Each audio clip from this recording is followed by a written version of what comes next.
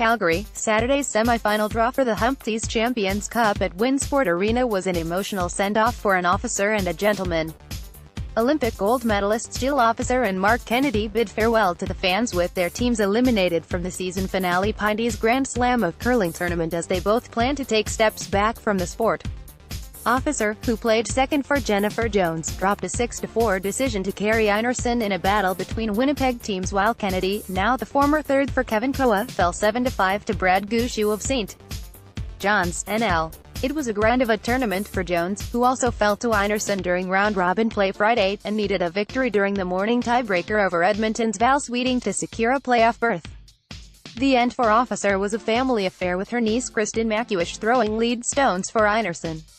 "I think the last 4 games could have been the last game," Officer said. "I actually thought that yesterday against my niece was going to be the last time I played against her, but then we met up again today.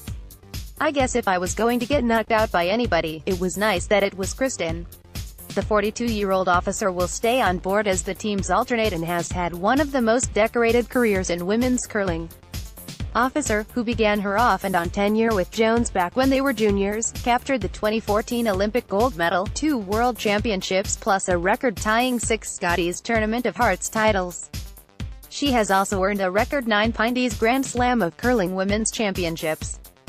"It's hard to sum up in just a few words, but I'm really grateful for all the opportunities that I've had and the experiences, stories and memories both on and off the ice," Officer said. "All the traveling of the world that I've gotten to do and people I've met. I'm going to really miss being a full member of the team, but I just knew I couldn't do it. I'm happy to still be around, help out the girls and see what other capacity I can be involved in the sport because it's my community, they're my people." Kenne, 36, has also had a storied career in men's play, first as a second before moving up to third when he joined KOE's crew 4 years ago. Albert, Alta, native claimed Olympic gold on home ice at the 2010 Winter Games in Vancouver, with skip Kevin Martin, and won 3 Brier and 2 World Championships in total. Kenne captured his 12th Pinty's Grand Slam of Curling title 2 weeks ago at the Players' Championship in Toronto. "I've been so lucky," Kenne said. "I've just been very fortunate with tremendous teammates and a lot of luck from the curling gods to have some amazing experiences, and I wouldn't trade 1 minute of it. It's hard to be sad with everything I've got in my life that came from this wonderful sport.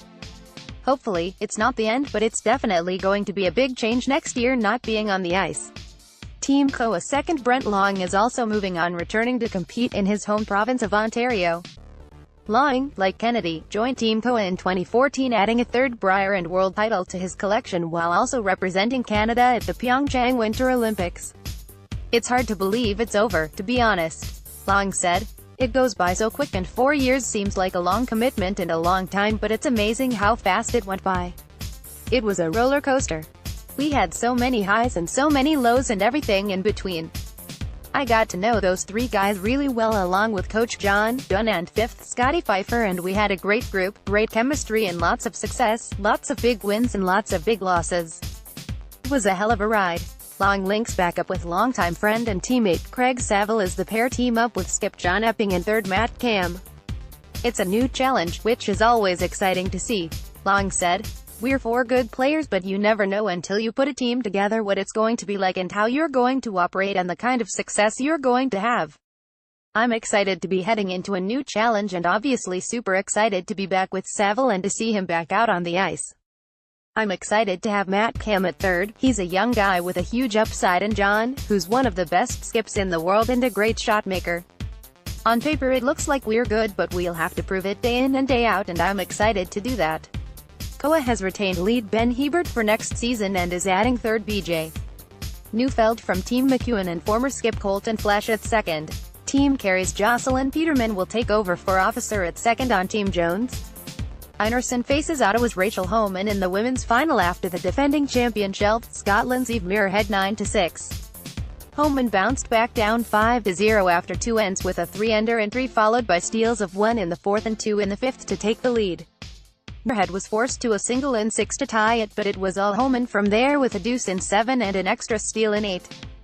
Gushue, who has won all of the titles in the GSOC except for the Humpty's Champions Cup, goes up against Glenn Howard of Tiny, ONT, in the men's final. Howard scored 2 sets of 4-enders to shelve Scotland's Bruce Moe at 9-5 and reach his first Pinty's Grand Slam of curling final in over 4 years. Howard captured his 16th and most recent Grand Slam title at the National in March 2014, coincidentally defeating Gushue in the championship game. The women's final is set for Sunday at 10 a.m. MT, Sportsnet 360, followed by the men's final at 2 p.m. MT, Sportsnet 360 and Sportsnet 1. Online streaming is available at Sportsnet Now, Canada, and YAR TV International.